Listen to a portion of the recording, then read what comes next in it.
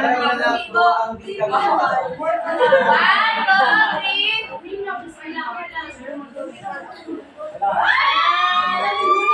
36! Seryoso! Uy, dapat maminaw kay presentation ba yan eh? Sakit ko na yung pusoon. Sige, 1, 2, 3. O, last na na.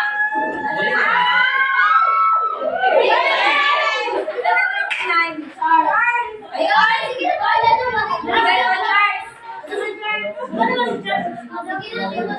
Sige na, Kuya Charles.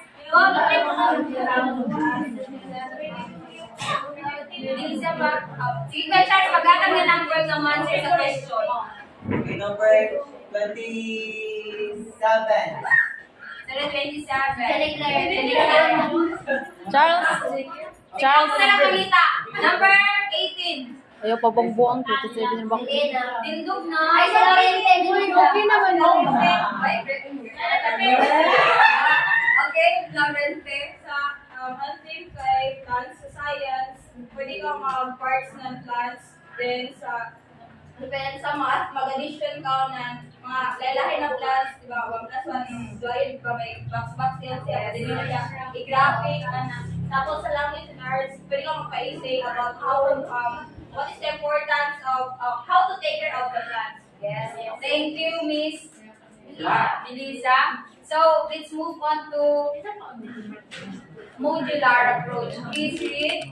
It's a complete unit of instruction. So, dito sa modular approach, for example, sa elementary graphic kita. Sa one module, ang sa one module is paano siya all about sa siya sa addition na tanan. Addition na tanan niya siya sa isa na module. Sa next module na sa is mukat na sab siya sa subtraction. So dapat sa isa ka module is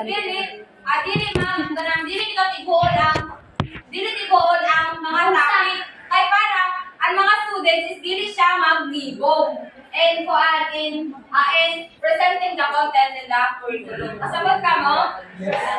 So, can you enumerate the 4 approach? Okay.